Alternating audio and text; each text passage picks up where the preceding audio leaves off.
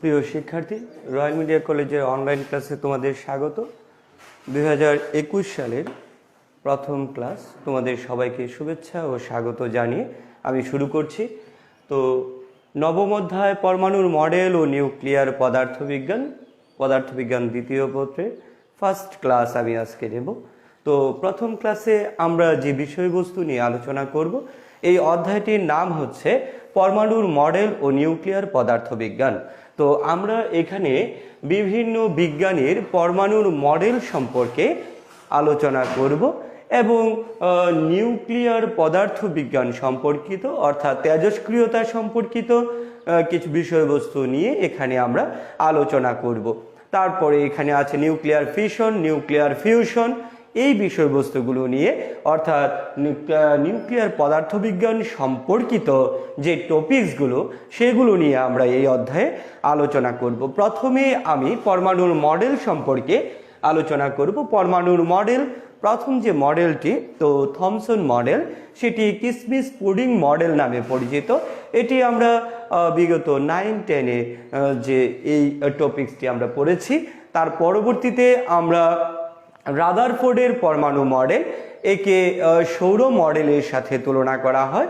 সূর্যের চারদিকে যেমন পৃথিবী ঘূর্ণনশীল অবস্থায় থাকে, ঠিক একইভাবে নিউক্লিয়াসের চারদিকে ইলেকট্রন বিভিন্ন কক্ষপথের চারদিকে ঘূর্ণায়মান অবস্থায় থাকে। এর সাথে তুলনা করে রাদারফোর্ডের পরমাণু মডেলকে সৌর মডেল নামে আখ্যায়িত করা হয়। তার পরবর্তীতে এই রাদারফোর্ডের পরমাণু মডেলের বিভিন্ন সীমাবদ্ধতাকে ছাপিয়ে আরেকটি মডেল আলোচনা করা হয়, সেটি হচ্ছে বোরের পরমাণু মডেল। সেই বোরের পরমাণু মডেল সম্পর্কে এটি আরও আধুনিক একটি মডেল। সেটি রাদারফোর্ডের সীমাবদ্ধতা যেগুলো আছে সেগুলোকে বাদ দিয়ে এখানে এই মডেলটি আলোচনা করা হয়েছে। তো আমরা রাদারফোর্ডের পরমাণু মডেল এটি আমরা 9-10 পড়েছি। তার পরবর্তীতে কেমিস্ট্রির যেটি গুণগত রসায়ন প্রথম পত্র, এটিতেও আমরা পড়েছি রাদারফোর্ডের পরমাণু মডেল। তারপরে হচ্ছে আলফা কণা বিক্ষেপণ পরীক্ষা রাদারফোর্ডের, সেটি আমরা পড়েছি। তো এখানে রাদারফোর্ডের পরমাণু মডেলটি নিয়ে আমি একটু আলোচনা করব। তো পরমাণুর কেন্দ্রে থাকে নিউক্লিয়াস, এই হচ্ছে নিউক্লিয়াস। নিউক্লিয়াস হচ্ছে ধনাত্মক আধান বিশিষ্ট। এই নিউক্লিয়াসকে কেন্দ্র করে কয়েকটি অনুমোদিত কক্ষপথ থাকে। সেই কক্ষপথ এটি হচ্ছে একটি কক্ষপথ। এই কক্ষপথ নিউক্লিয়াসের চারদিকে এই কক্ষপথে নির্দিষ্ট সংখ্যক ইলেকট্রন থাকে। প্রত্যেকটি শক্তি স্তরে নির্দিষ্ট সংখ্যক ইলেকট্রন থাকে। প্রথম শক্তি স্তরে 2টি ইলেকট্রন থাকে, 2টি। তো এখানে এই নিউক্লিয়াসকে কেন্দ্র করে এই ইলেকট্রন ঘূর্ণনশীল অবস্থায় থাকে। এখানে বিজ্ঞানী রাদারফোর্ড আলফা কণা বিক্ষেপণ পরীক্ষা করার সময় সে দেখেছে, যদি একটি স্বর্ণপাত বিক্ষেপণ পরীক্ষা বলে এটিকে, জিঙ্ক সালফাইডের একটা পর্দা এদিকে যদি রাখা হয়, জিঙ্ক সালফাইডের পর্দা, এদিক দিয়ে যদি হিলিয়াম পরমাণুর নিউক্লিয়াস অর্থাৎ রাখা হয়, সেই এখান থেকে প্রত্যেকটা হিলিয়াম পরমাণুর নিউক্লিয়াস যখন এই পরমাণুর ভিতর দিয়ে যায়, তখন যাওয়ার সময় প্রতি 20,000 পরমাণুর মাঝে একটি পরমাণু পুরোপুরি এদিক দিয়ে বেঁকে পেছন দিকে সরে আসে, আর সবগুলো হিলিয়াম পরমাণুর নিউক্লিয়াস অর্থাৎ আলফা কণা সম্পূর্ণ পরমাণু ভেদ করে সোজাসুজি অপর পাশে চলে যায়। তো এখানে আমরা এই হিলিয়াম পরমাণুর নিউক্লিয়াস হচ্ছে ঋণাত্মক আধান বিশিষ্ট কণা, এখানে প্লাস অর্থাৎ নিউক্লিয়াস হচ্ছে ধনাত্মক আধান বিশিষ্ট কণা।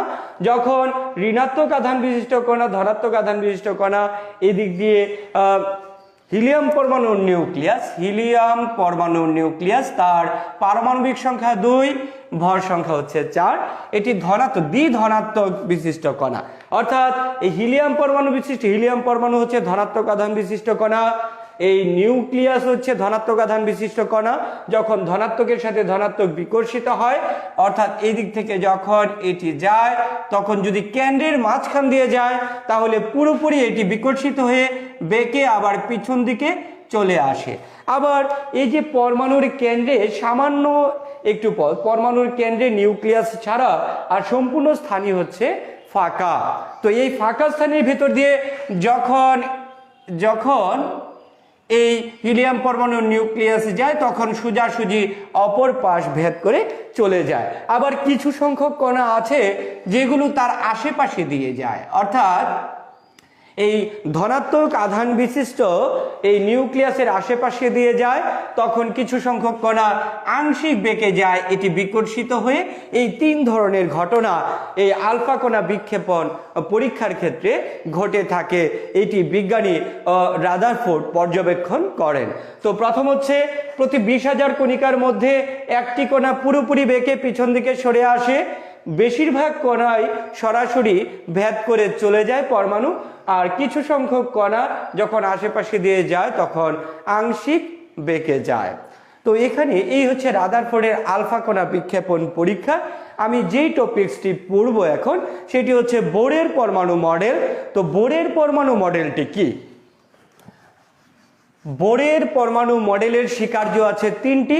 প্রথম যে স্বীকার্য এটি হচ্ছে কৌণিক ভরবেগ সংক্রান্ত স্বীকার্য, দ্বিতীয় যে স্বীকার্য সেটি হচ্ছে শক্তি স্তর সম্পর্কিত স্বীকার্য, তৃতীয় স্বীকার্যকে বলে কম্পাঙ্ক সংক্রান্ত স্বীকার্য। তো প্রথম স্বীকার্যের উপর ভিত্তি করে আমরা বিভিন্ন প্রশ্ন পড়ব। তো প্রথম স্বীকার্যটি হচ্ছে যে এই যে কৌণিক ভরবেগকে এল দ্বারা প্রকাশ করা হয়। কৌণিক ভরবেগ হচ্ছে এই নির্দিষ্ট যে কক্ষপথের সংখ্যা, সেই কক্ষপথের সংখ্যার সাথে h/2π গুণ অবস্থায় এই কৌণিক ভরবেগের সমান, অর্থাৎ L = nh/2π। এটি হচ্ছে কৌণিক ভরবেগ সংক্রান্ত স্বীকার্য। তারপরে হচ্ছে শক্তি স্তর সম্পর্কিত স্বীকার্য। ইলেকট্রন নির্দিষ্ট কক্ষপথে যখন থাকে তখন এই নির্দিষ্ট কক্ষপথে থাকা অবস্থায় ইলেকট্রন কোনো শক্তির শোষণ বা বিকিরণ করে না। এটি হচ্ছে শক্তি স্তর সম্পর্কিত স্বীকার্য। কম্পাঙ্ক সম্পর্কিত স্বীকার্য, তো এক শক্তি স্তর থেকে যখন অন্য শক্তি স্তর এই ইলেকট্রন স্থানান্তরিত হয় তখন ইলেকট্রনের শোষণ বা ইলেকট্রনের বিকিরণ ঘটে। এই ক্ষেত্রে শক্তির পার্থক্য হচ্ছে নিম্ন শক্তি স্তর এবং উচ্চ শক্তি স্তরের পার্থক্য ইলেকট্রনে এখানে শক্তির সমান হয়। এটি হচ্ছে কম্পাঙ্ক সম্পর্কিত স্বীকার্য। এই তিনটি স্বীকার্য আমরা বোরের পরমাণু মডেল থেকে পাই। এখন আমি একটি প্রশ্ন পড়ব, সেটি হচ্ছে বোরের পরমাণু মডেলের উপর ভিত্তি করে হাইড্রোজেন পরমাণুর ব্যাসার্ধ এবং শক্তির রাশিমালা আমরা প্রতিপাদন করব। হাইড্রোজেন পরমাণুর ব্যাসার্ধের রাশিমালা। তো হাইড্রোজেন পরমাণু হচ্ছে সবচেয়ে সরল পরমাণু, এর পারমাণবিক সংখ্যা হচ্ছে 1। তো হাইড্রোজেন পরমাণুতে একটি প্রোটন আছে, সেই প্রোটনটি পরমাণুর নিউক্লিয়াস অবস্থায় থাকে। তো এখানে একটি ইলেকট্রন এই নিউক্লিয়াসকে কেন্দ্র করে ঘূর্ণনশীল অবস্থায় থাকে। এই ইলেকট্রনের ভর যদি m হয়, তো ইলেকট্রনের ব্যাসার্ধ r হয়, তাহলে এই ইলেকট্রনের উপর প্রযুক্ত কেন্দ্রমুখী ত্বরণ, আমরা কেন্দ্রমুখী বলের সমীকরণ পড়েছি F = mv²/r। যদি ইলেকট্রনের ব্যাগ হয় v এবং ব্যাসার্ধ হয় r, ভর আমরা বলেছি ইলেকট্রনের ভর হচ্ছে m, তাহলে এই ইলেকট্রনের উপর কেন্দ্রমুখী যে বল, এই নিউক্লিয়াস এখানে থাকে, এই হচ্ছে অনুমোদিত কক্ষপথ। এখানে যে ইলেকট্রন থাকে, হাইড্রোজেন পরমাণুতে একটি ইলেকট্রন থাকে, এই ইলেকট্রনের উপর কেন্দ্রমুখী বল সেন্ট্রিপেটাল ফোর্স বলে এটাকে Fc। আমরা প্রশ্ন পড়ছি বোরের পরমাণু মডেলের উপর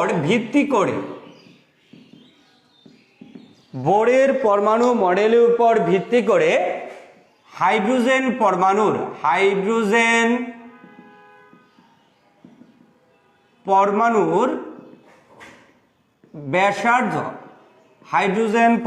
ব্যাসার্ধ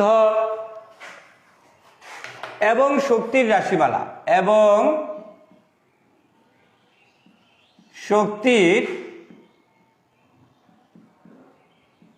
শক্তির রাশিমালা প্রতিপাদন করো। এই হচ্ছে প্রশ্ন। বোরের পরমাণু মডেলের উপর ভিত্তি করে হাইড্রোজেন পরমাণুর ব্যাসার্ধ এবং শক্তির রাশিমালা প্রতিপাদন করো। তো আমি এই হাইড্রোজেন পরমাণুর যে চিত্রটি আমরা এঁকেছি, তো এখানে এই হাইড্রোজেন পরমাণুর একটি যে প্রোটন, সেই প্রোটন নিউক্লিয়াস হিসাবে এখানে আছে কেন্দ্রে। তো এখানে একটি ইলেকট্রন, এই প্রথম কক্ষপথে একটি ইলেকট্রন সেই নিউক্লিয়াসকে কেন্দ্র করে ঘুরছে। এই ইলেকট্রনের উপর একটি কেন্দ্রমুখী বলের সৃষ্টি হবে Fc, এটিকে বলে সেন্ট্রিপেটাল ফোর্স। তো Fc ইজ ইকুয়াল টু আমরা লিখতে পারি mv²/r। কেন্দ্রমুখী বলের সমীকরণ থেকে এটি আমরা জানি F is equal two mv²/r। এটি আমরা পদার্থবিজ্ঞান প্রথম পত্র নিউটনিয়ান বলবিদ্যা এই অধ্যায়ে আমরা কেন্দ্রমুখী বলের সমীকরণ প্রতিপাদন করেছিলাম। Fc is equal two mv²/r। এটি হচ্ছে ইলেকট্রনের উপর কেন্দ্রমুখী বল, এই Fc is equal two mv²/r। আবার ইলেকট্রনের আধান হচ্ছে E। ইলেকট্রনের আধান E এবং প্রোটনের আধান ইলেকট্রনের আধানের সমান। তো প্রোটনের আধান হচ্ছে E। তাহলে এই নিউক্লিয়াসের উপর ইলেকট্রনের স্থির তড়িৎ বল আছে একটি।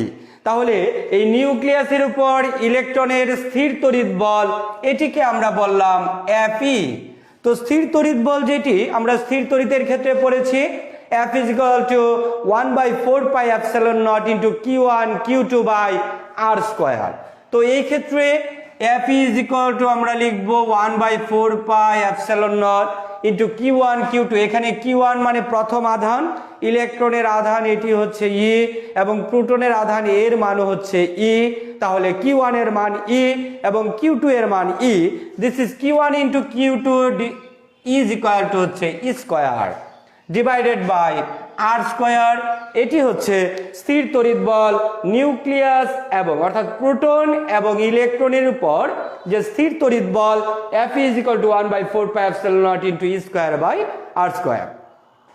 এই স্থির তড়িৎ বল মূলত এই কেন্দ্রমুখী যে বল, এই কেন্দ্রমুখী বলের যোগান দেয় এই স্থির তড়িৎ বল। তাহলে এই কেন্দ্রমুখী বল এবং স্থির তড়িৎ বল হচ্ছে সমান। তাহলে এই ক্ষেত্রে আমরা লিখতে পারি Fc is equal to Fe, অর্থাৎ কেন্দ্রমুখী বল ইজ ইকুয়াল টু স্থির তড়িৎ বল। এখান থেকে আমরা লিখতে পারি Fc ইজ ইকুয়াল টু হচ্ছে mv² divided by r is equal to Fe is equal to 1/4πε0 into E² divided by r²। তো এখান থেকে আমরা এই উভয় পাশ থেকে r আমরা গুণ করে পাই, অর্থাৎ একটি একটি r আমরা বাদ দিতে পারি এখান থেকে। তো এখান থেকে আমরা লিখতে পারি r যদি বাদ দেই তাহলে mv² is equal to 1/4πε0 into E² divided by r। তো এখান থেকে আমরা v এর মান বের করব, v এর মান। তাহলে এখান থেকে লিখতে পারি v² equal to E² divided by 4πε0 into mr। m এটি গুণ অবস্থায় আছে, এদিক দিয়ে এসে ভাগ অবস্থায় আসবে। তাহলে v² ইকুয়াল টু এত হলো। এখন উভয় পক্ষে যদি আমরা বর্গমূল করি তাহলে v এর মান বের করতে পারি। v² কে বর্গমূল করলে v হয়, ইজ ইকুয়াল টু E² কে যদি আমি বর্গমূল করি E হয়, আর এটিকে যদি আমরা বর্গমূল করি তাহলে এটি বর্গমূলের ভিতরেই থাকে 4πε0 ইন্টু mr। তো এই ক্ষেত্রে v ইজ ইকুয়াল টু অর্থাৎ হাইড্রোজেন পরমাণুর যে ব্যাগের রাশিমালা সেটি এসেছে v is equal two E/√4πε0 mr। তো এখানে কক্ষপথের সংখ্যা যদি একটি না থেকে অর্থাৎ n সংখ্যক কক্ষপথ থাকে, সেই ক্ষেত্রে এই সমীকরণের রূপ হবে n সংখ্যক কক্ষপথের ক্ষেত্রে n সংখ্যক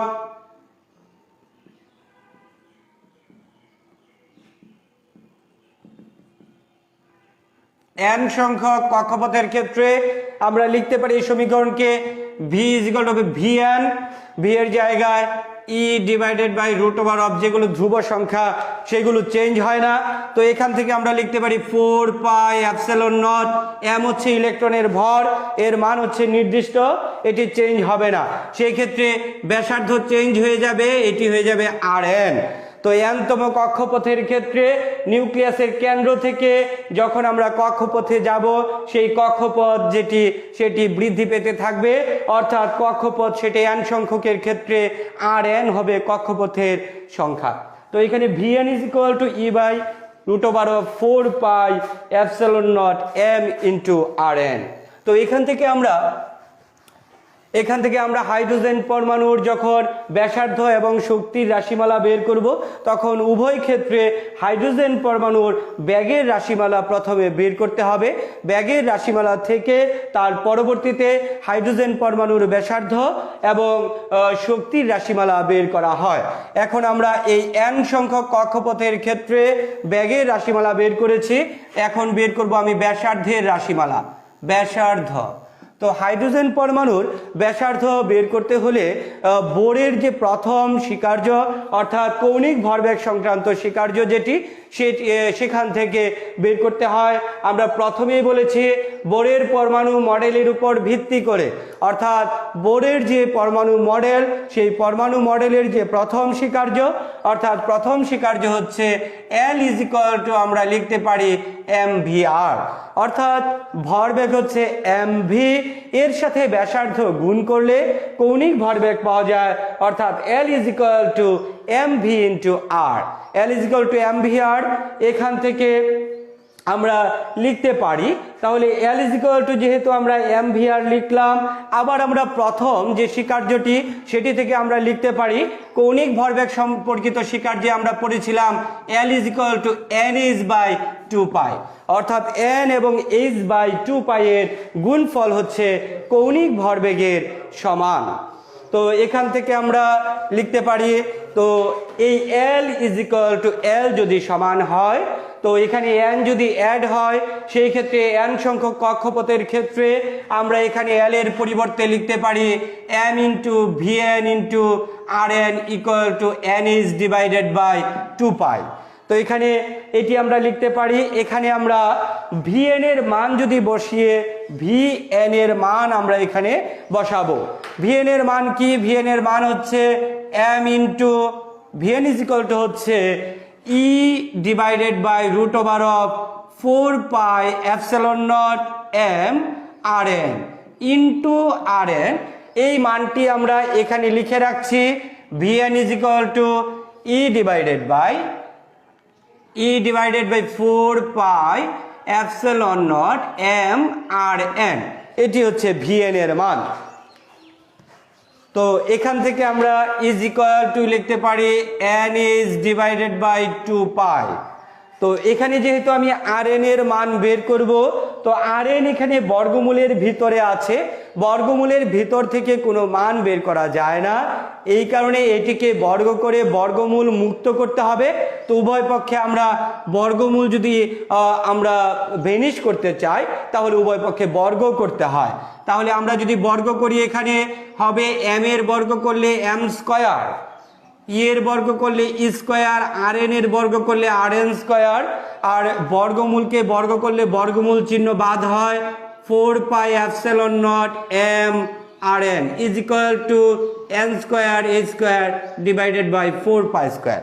তো আমরা উভয় পক্ষে এখানে বর্গমূল করলাম। তো এইখান থেকে আমি লিখতে পারি, যদি m আমরা উপরে নিচে কাটি, Rn স্কয়ার আছে, Rn আছে, একটি Rn আমরা কাটি, তাহলে উপরে পাবো আমি m square Rn divided by, এখানে থাকবে হচ্ছে 4 পাই এপসিলন নট, m একটি আমরা কাটলাম, Rn একটি কাটলাম, তাহলে m এবং Rn নিচে থাকবে না। এই ক্ষেত্রে আমরা এখানে লিখতে পারি n square a square divided by 4 pi square. এখন উভয় পাশ দিয়ে যেটি একই জিনিস থাকে, তাহলে সেটি গুণ বা ভাগের মাধ্যমে বাদ দেওয়া যায়। এখানে 4 পাই আছে, এখানে আছে 4 পাই স্কয়ার, তাহলে 4 পাই উভয় পক্ষে গুণ করলে 4 পাই বাদ যায়। এই ক্ষেত্রে আমরা লিখতে পারি m square rn divided by epsilon naught is equal to n square a square divided by pi. 4 pi যেহেতু গুণ করে আমরা বাদ দিয়েছি, তাহলে একটি পাই থাকবে এখানে। এটি থেকে আমরা লিখতে পারি আর যদি গুণ করি আমরা, তাহলে m square n square a square, এখান থেকে আমরা আর গুণ করলে পাই, এখান থেকে লিখতে পারি পাই m স্কয়ার rn। আর আমরা গুণ করলাম এটির সাথে এটি। এখন এখানে হবে n square a square epsilon nought. তো এখানে আমরা লিখতে পারি, তাহলে সুতরাং rn equal to n square a square epsilon nought divided by pi m square.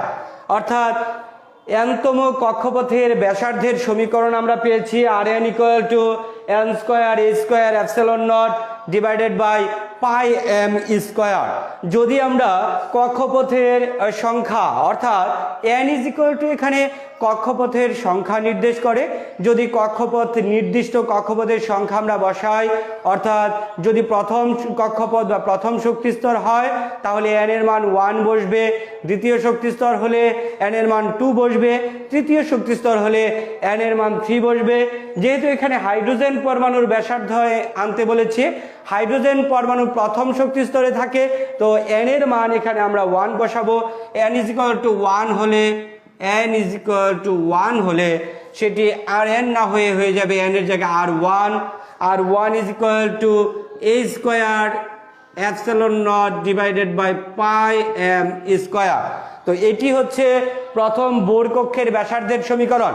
তো এটিকে হাইড্রোজেন পরমাণুর ব্যাসার্ধের সমীকরণ অথবা প্রথম বোর কক্ষের ব্যাসার্ধের সমীকরণ এটিকে বলে।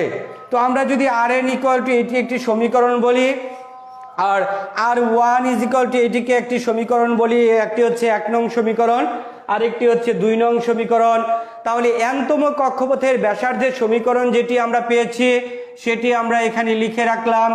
rn ইজ ইকুয়াল টু এসেছে n square a square epsilon nought divided by pi m square. তো এটি একটি সূত্র, এই সূত্র দিয়ে আমরা গাণিতিক সমস্যার সমাধান করব। যদি ব্যাসার্ধের মান আনতে বলে, অর্থাৎ ব্যাসার্ধের সমীকরণ সম্পর্কিত যদি কোনো টপিকস থাকে, তাহলে সেখান থেকে এই সূত্র প্রয়োগ করে গাণিতিক সমস্যার সমাধান করতে হবে। তো এখানে r1 এবং rn এর সাথে যদি আমি সম্পর্ক বলি, আমি যদি 1 নংকে 1/2 হতে পাই, তো rn divided by r1 equal to n square a square epsilon nought divided by pi m square.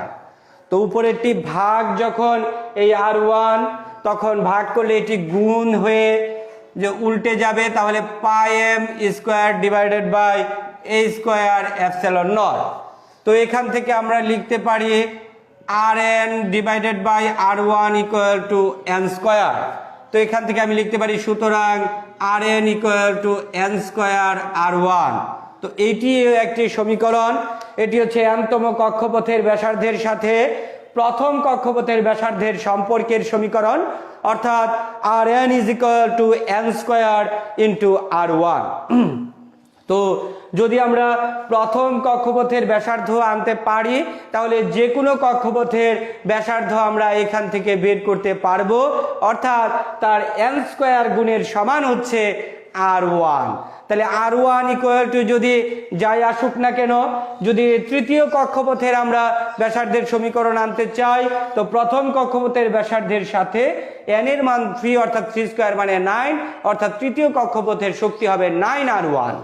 তাহলে প্রত্যেকটি প্রথম কক্ষপথের শক্তি স্তর nতম কক্ষপথ যেটি হচ্ছে সেটি হচ্ছে nতম কক্ষপথের বর্গের গুণফলের সমান হচ্ছে প্রথম কক্ষপথের ব্যাসার্ধ ইজ ইকুয়াল টু হচ্ছে rn। তাহলে আমরা লিখতে পারি rn equal to n square r1। এটিও একটি সূত্র, এই সূত্র প্রয়োগ করে আমরা গাণিতিক সমস্যার সমাধান করব। তো আমরা এখান থেকে তাহলে ব্যাসার্ধের রাশিমালা বের করলাম। তাহলে n-তম কক্ষপথের ব্যাসার্ধ, প্রথম কক্ষপথের ব্যাসার্ধ, তারপর n-তম কক্ষপথের সাথে প্রথম কক্ষপথের ব্যাসার্ধের সম্পর্ক। এখন আমরা শক্তির রাশিমালা প্রমাণ করব। শক্তি, হাইড্রোজেন পরমাণুর শক্তি, অর্থাৎ শক্তির রাশিমালা যখন আমি বের করব, তো শক্তি বলতে এখানে বিভব শক্তি এবং গতিশক্তি, এই দুইটি শক্তির যোগফলকে বোঝায়। তো আমি n-তম কক্ষপথের শক্তিকে যদি En বলি, তাহলে n-তম কক্ষপথের শক্তি ইজ ইকুয়াল টু হচ্ছে গতিশক্তি প্লাস বিভব শক্তি। তো এখান থেকে আমরা যদি গতিশক্তির মান বের করি, গতিশক্তি ইকে, তাহলে En যদি বের করতে চাই, ইকে এবং ইপি এই দুইটির মান বের করে তারপরে যোগ করতে হবে, তাহলে En এর মান বের হবে। তাহলে এখান থেকে আমরা ইকে ইজ ইকুয়াল টু, আমরা জানি গতিশক্তি is equal to half mv square, এখানে n-তম কক্ষপথের ক্ষেত্রে এই কারণে হাফ mvn স্কয়ার। তো এখান থেকে আমরা মান বসাবো হাফ m ইন্টু vn এর মান আমরা বের করে রেখেছি, vn ইকুয়াল টু এত, তাহলে vn স্কয়ার ইকুয়াল টু হবে E square divided by 4 pi epsilon not into mrn। তো এখানে যদি এটিকে স্কয়ার করি তাহলে বর্গমূল মিউট হয়ে যায়, ই স্কয়ার ডিভাইডেড বাই এত হয়। এখান থেকে আমরা লিখতে পারি, যদি m এবং m আমরা কাটি তাহলে উপরে হয় ই স্কয়ার, অর্থাৎ উপরে আমরা এটিকে লিখতে পারি half into E square divided by 4 pi epsilon not R N. তো এটি আমরা লিখতে পারি। এখান থেকে ইকে এর মান আমরা বের করলাম, তো এটি হচ্ছে ইকে। এখন আমরা এখান থেকে n-তম কক্ষপথের বিভব শক্তি বের করব। বিভব শক্তি ইপি ইজ ইকুয়াল টু হচ্ছে ইলেকট্রনের আধান ইন্টু বিভব। আমরা শক্তি এবং বিভব পার্থক্যের মধ্যে সম্পর্ক পড়েছিলাম, ই ইজ ইকুয়াল টু, অর্থাৎ শক্তি যেটি এটি হচ্ছে কাজ, শক্তি ইজ ইকুয়াল টু ইলেকট্রনের আধানের সাথে বিভব যোগ করলে শক্তি পাওয়া যায়, ইলেকট্রনের আধান ইন্টু বিভব। তো এখানে আমরা বিভব শক্তি বের করতে হলে এই সমীকরণটি আমরা প্রয়োগ করব। এটি আমরা স্থির তড়িৎ অর্থাৎ দ্বিতীয় অধ্যায়, যেটি পদার্থবিজ্ঞান দ্বিতীয় পত্র, এখান থেকে আমরা এই সম্পর্ক পড়েছিলাম। বিভব শক্তি ইজ ইকুয়াল টু ইলেকট্রনের আধান, যার বিভব শক্তি বের করব তার আধান ইন্টু বিভব, ইজ ইকুয়াল টু ইলেকট্রনের আধান হচ্ছে মাইনাস ই ইন্টু বিভব হচ্ছে ভি। তো এখানে n-তম কক্ষপথের বিভব, এই কারণে এখানে হচ্ছে vn। তো এখান থেকে আমরা লিখতে পারি minus E into vn equal to, V is equal to আমরা পড়েছি বিভব, V is equal to 1/4 pi epsilon not into E by R. তো এখান থেকে আমরা লিখতে পারি 1/4 pi epsilon not into E by R, বলতে ই বাই আর এন n-তম কক্ষপথের ক্ষেত্রে। তো এখানে আমরা এটিকে লিখতে পারি minus 1/4 pi epsilon not into E square divided by R N. তো এখানে আমরা তাহলে গতিশক্তি এবং বিভব শক্তির মান আলাদা আলাদাভাবে বের করেছি। এখন আমরা n-তম কক্ষপথের শক্তির মান যদি বের করতে চাই, তাহলে n-তম কক্ষপথের শক্তি আমরা বের করব এইভাবে। n-তম কক্ষপথের শক্তি, এটি হচ্ছে ই কে এর মান আর এটি হচ্ছে ইপি এর মান। এখন এটি আমরা ইএন বের করব, EN is equal to EK plus EP, EK is equal to half into E square divided by 4 pi epsilon not R N minus. তো এখান থেকে আমরা লিখব 1/4 pi epsilon not into E square divided by R N. তো এখান থেকে 1/4 pi epsilon not R N যদি আমরা কমন নেই, 1/4 pi epsilon not R N common নিলে এখানে থাকে half into square minus square, তাহলে এখান থেকে থাকে হাফ স্কয়ার থেকে যদি স্কয়ার বাদ দেই তাহলে মাইনাস হাফ স্কয়ার, অর্থাৎ half into square divided by 4 pi epsilon not into r n. এটি হচ্ছে ইএন এর মান। এখন যদি আমরা n-তম কক্ষপথের ব্যাসার্ধের মান আমরা বসাই, ব্যাসার্ধের মান আমরা বের করেছিলাম rn = এত, এখানে rn এর মান যদি আমরা বসাই তাহলে en এর মান আমরা পাবো। তাহলে en = -12 square divided by 4 pi epsilon not into rn এর পরিবর্তে আমরা rn এর মান এখানে বসাবো n square a square epsilon nought divided by pi m square. তো এখন এটি ভাগ অবস্থায় আছে, যদি আমরা গুণ করি তাহলে উল্টে যাবে। এখান থেকে আমরা লিখতে পারি en = -12 ইন্টু স্কয়ার, এটি পাই m স্কয়ার উপরে যাবে, তাহলে pi m square divided by 4 pi epsilon not into n square a square epsilon nought.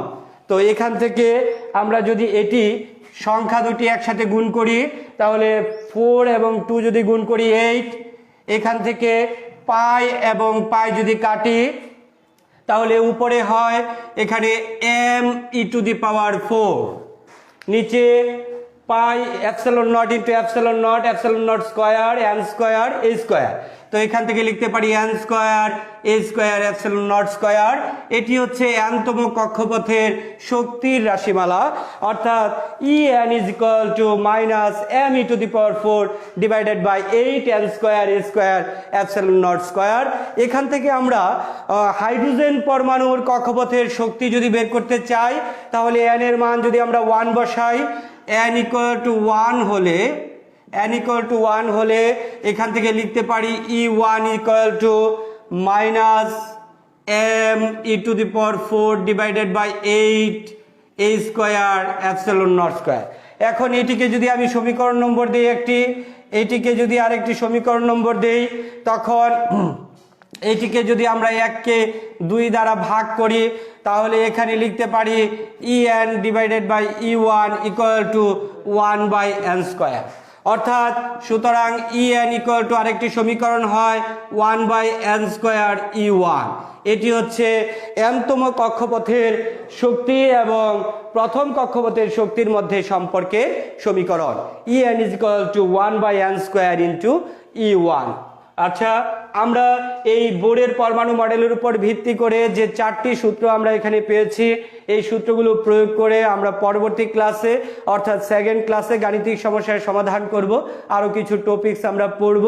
তো নতুন বছরের আবারও শুভেচ্ছা এবং অভিনন্দন জানিয়ে সবাই সুস্থ থাকো, ভালো থাকো এই কামনা করে আমি আজকের প্রথম ক্লাস অর্থাৎ শেষ করলাম।